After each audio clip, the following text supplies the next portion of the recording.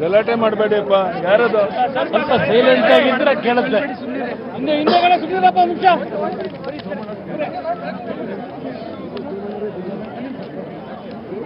ನಮ್ಮೆಲ್ಲರಿಗೆ ಹಾಗೂ ನಾಡಿನ ಜನತೆಗೆ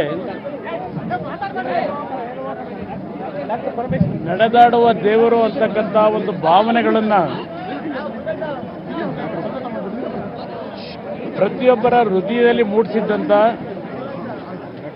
ಪರಮ ಪೂಜ್ಯ ಸಿದ್ಧಗಂಗಾ ಶ್ರೀಗಳು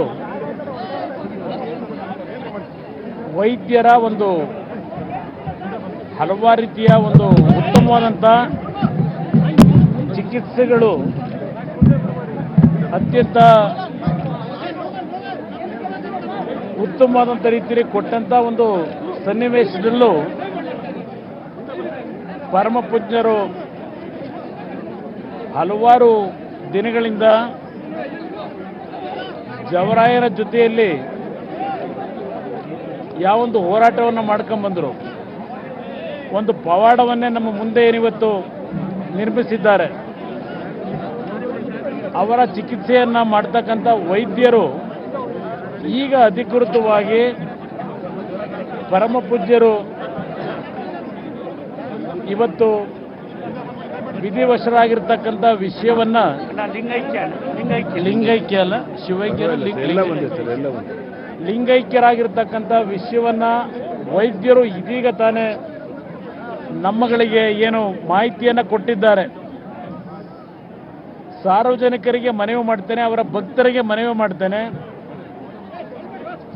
ಪರಮ ಪೂಜ್ಯರು ನಮ್ಮನ್ನ ಏನು ಅಗಲಿದ್ದಾರೆ ಅವರ ಅಂತಿಮ ದರ್ಶನವನ್ನು ತಾವು ಪಡಿಬೇಕಾದ್ರೆ ಅವರಿಗೆ ನಾವು ಅತ್ಯಂತ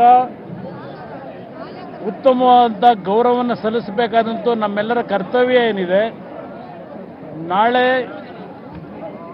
ನಮ್ಮ ಸುತ್ತೂರು ಬುದ್ಧಿಯವರಿದ್ದಾರೆ ಮತ್ತು ಹಲವಾರು ಎಲ್ಲ ಕ್ಷೇತ್ರಗಳ ಮಠಾಧೀಶರುಗಳಿದ್ದಾರೆ. ಚುಂಚನಗಿರಿ ಸ್ವಾಮೀಜಿಯವರು ಏನು ಬಂದಿದ್ದಾರೆ, ನಮ್ಮ ಕಿರಿಯ ಸ್ವಾಮಿಗಳು ಅವರೆಲ್ಲ ಕೂತು ಚರ್ಚೆ ಮಾಡಿ, ಯಡಿಯೂರಪ್ಪನವರು ಇದ್ದಾರೆ, ಯಡಿಯೂರಪ್ಪನವರು ಬೆಳಗ್ಗೆಯಿಂದ ಇಲ್ಲೇ ಇದ್ದಾರೆ, ಸೋಮಣ್ಣ ಅವರು ಇದ್ದಾರೆ ಇಲ್ಲೇ, ನಮ್ಮ ಗೃಹ ಸಚಿವರು ಮತ್ತು ಪರಮೇಶ್ವರ್ ಅವರು ಮೊದಲಿಂದಲೂ ಈ ಒಂದು ಮಠದ ಭಕ್ತರೇನಿದ್ದಾರೆ ಅವರು ಇಲ್ಲೇನಿದ್ದಾರೆ. ಬೆಳಗ್ಗೆಯಿಂದ ಅವರೆಲ್ಲರ ಒಂದು ಚರ್ಚೆಯನ್ನು ಮಾಡಿದ ನಂತರ ನಾಳೆ ಮಧ್ಯಾಹ್ನ ಬಹುಶಃ 3 ಗಂಟೆವರೆಗೆ ಇಲ್ಲ 3 ಗಂಟೆ ಇರಲಿ 3 ಗಂಟೆ ನಾಳೆ ಮಧ್ಯಾಹ್ನ 3 ಗಂಟೆಯವರೆಗೆ ಅವರ ಒಂದು ಅಂತಿಮ ದರ್ಶನಕ್ಕೆ ಎಲ್ಲರಿಗೂ ಸರ್ಕಾರದ ವತಿಯಿಂದ ಇವತ್ತು ಮಠದ ವತಿಯಿಂದ ದರ್ಶನಕ್ಕೆ ಅವಕಾಶಗಳನ್ನು ಕಲ್ಪಿಸಿಕೊಟ್ಟಿದ್ದಾರೆ.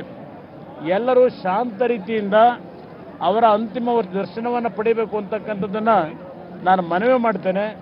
ಇವತ್ತು ನಮ್ಮ ಒಂದು ಮುಂದೆ ಹಲವಾರು ದಿನಗಳಿಂದ ಅವರ ಒಂದು ಮಾರ್ಗದರ್ಶನಗಳು ನಮಗೆ ಇನ್ನೂ ಹಲವಾರು ವರ್ಷಗಳ ಅವಶ್ಯಕತೆ ಇದೆ ಅಂತಕ್ಕಂಥದ್ದು ಎಲ್ಲರ ಅಭಿಪ್ರಾಯ. ಸಾರ್ವಜನಿಕವಾಗಿ ಇವತ್ತು ಒಂದು ಪವಾಡ ಪುರುಷರಾಗಿ ಬಹುಶಃ ಇವತ್ತಿನ ಈ ಕಲಿಯುಗದಲ್ಲಿ ಈ ರೀತಿಯೂ ಆಗಲಿಕ್ಕೆ ಸಾಧ್ಯ ಅಂತಕ್ಕಂಥ ಒಂದು ಪ್ರತಿಯೊಬ್ಬರು ಇವತ್ತು ಯೋಚನೆಯನ್ನು ಮಾಡ್ತಕ್ಕಂಥ ರೀತಿಯಲ್ಲಿ ದೈವಿ ಪುರುಷರಾಗಿ ಇವತ್ತು ನಮ್ಮ ಜೊತೆಯಲ್ಲಿದ್ದು ನಮ್ಮೆಲ್ಲರಿಗೆ ಮಾರ್ಗದರ್ಶನ ಕೊಟ್ಟಂಥ ಶಿವಕುಮಾರ ಸ್ವಾಮೀಜಿಯವರು ಇವತ್ತು ಅಧಿಕೃತವಾಗಿ ವೈದ್ಯರ ಒಂದು ಮಾಹಿತಿಯನ್ನು ಕೊಟ್ಟಿದ್ದಾರೆ.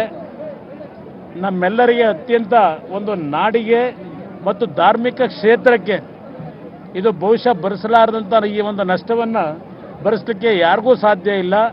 ಇಂಥ ಒಬ್ಬ ಪರಮ ಪೂಜ್ಯ ಸ್ವಾಮೀಜಿಯವರು ಸುದೀರ್ಘವಾದಂಥ ಅವರ ಒಂದು ನಮ್ಮೆಲ್ಲರ ಮುಂದೆ ಅವರು ಕೊಟ್ಟಂಥ ಕೊಡುಗೆ, ಸಮಾಜಕ್ಕೆ ಕೊಟ್ಟಂಥ ಕೊಡುಗೆ, ಈ ನಾಡಿನ ಲಕ್ಷಾಂತರ ಬಡ ಕುಟುಂಬದ ಮಕ್ಕಳಿಗೆ ಅವರು ಕೊಟ್ಟಂಥ ಶಿಕ್ಷಣ, ಅನ್ನದಾಸೋಹದ ಕಾರ್ಯಕ್ರಮದ ಮುಖಾಂತರ ದೇಶಕ್ಕೆ ಹಲವಾರು ಕೊಡುಗೆಗಳನ್ನು ಕೊಟ್ಟಿದ್ದಾರೆ. ಈ ಮಠದಿಂದ ಈ ದೇಶದ ಭವಿಷ್ಯವನ್ನು ನಿರ್ಮಾಣ ಮಾಡ್ತಕ್ಕಂಥ ಲಕ್ಷಾಂತರ ಮಂದಿಯನ್ನು ಇವತ್ತು ಈ ನಾಡಿಗೆ ಕೊಟ್ಟಂಥ ಪರಮ ಪೂಜ್ಯರು ನಮ್ಮೆಲ್ಲರನ್ನು ಅಗಲಿದ್ದಾರೆ ಅಂತಕ್ಕಂಥದ್ದನ್ನು ಅತ್ಯಂತ ನೋವಿನಿಂದ ಇವತ್ತು ನಾನು ಪ್ರಕಟ ಮಾಡಲಿಕ್ಕೆ ಇವತ್ತು ಬಯಸ್ತಾ ಇದ್ದೇನೆ.